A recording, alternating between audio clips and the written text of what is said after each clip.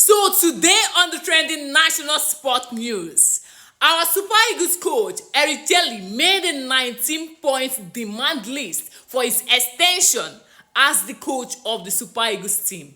And he submitted it to the NFF. And this list, honestly speaking, I'm not going to say it because I have mouth. This list is a very beautiful, good list.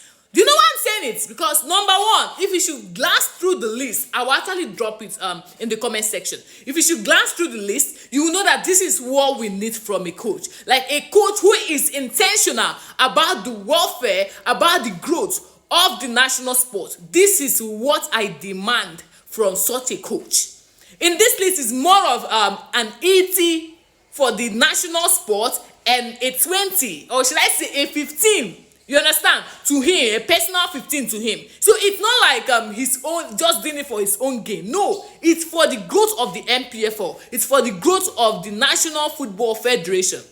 In this list, he talked about incorporating with the National Professional Football League. That's the NPFL. To make sure that he's able to look for talents both in the NAL and the NPFL games, getting to know the coaches of each and every NPFL team, getting to watch these games, like logistics to go see these games, to be able to grab talent, players that will be able to feature in the under 17, under 19, under 21, and under 23 in national football. And this is what we need. He talked about the interference with the NFF in regards to players call-up selection. That is very crucial. Team selection. Anytime we want to play games and everything, we end up seeing a very, very disorganized team. And, you know, we predict a particular lineup and we are seeing a strange name in that lineup. And we tend to ask what is really happening. And at the end of the day, this is it.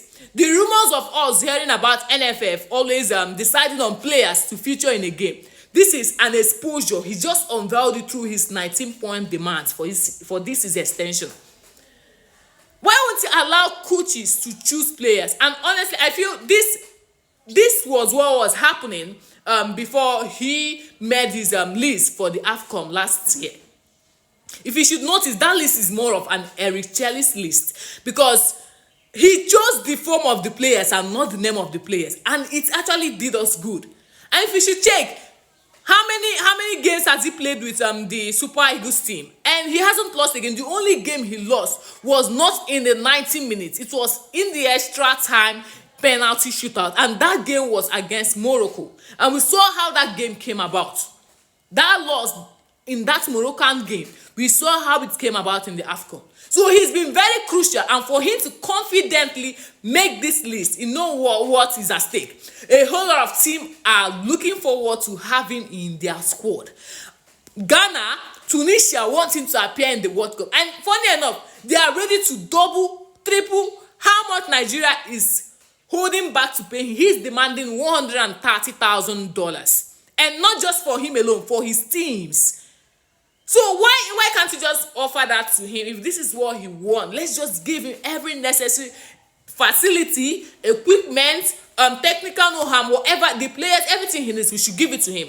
It is when we don't see the result that we end up maybe complaining or talking about how poor he has come about despite making such lists. He also talked about logistics to go and check out our Super Eagles players that play abroad, to know the welfare of those players, how stable they are, to also help the coach to encourage them to feature in games and not just turn them to bench warmers, so they can be able to give us what the right results we need when it comes for national games. And not just that, look for Nigerian descent, Nigerian players that are not playing for Nigeria and other countries are looking for us to grab them. We have this Edozie that scored the equalizer against Arsenal last few days. If he can have the necessary requirements to go and sort for this player, ask about this player, convince the player to play for Nigeria. It's a very good cause for us. We've lost a whole lot of exciting players. Eze was almost close to joining the Super Eagles. It's just that we did not have the right person, the right coach, or people to go and talk to him.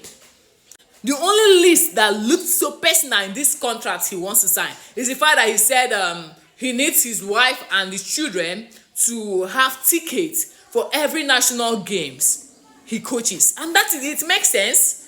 He needs a very conducive, secured environment, very beautiful. He needs an uninterrupted power supply. Yeah, it makes sense, but this is Nigeria. Even Aksuro don't have uninterrupted NEPA supply or power supply. Yes.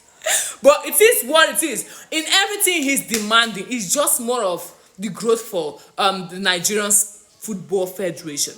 So if they're going to talk more on just the money, it's really going to affect us, because nobody, no team wants to lose their coach like this period. If you have a very good coach that's giving you good results, and you say no, you don't want to meet the demands, and you allow this coach to go, the rate of you, the odds of you getting a better coach than him is very low.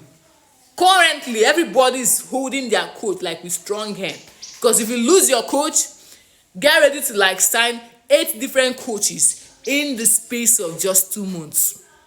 And we saw how it affected us. If this man was able to take us throughout the World Cup qualifying games tournament, definitely Nigeria would have made it to the tournament. Go.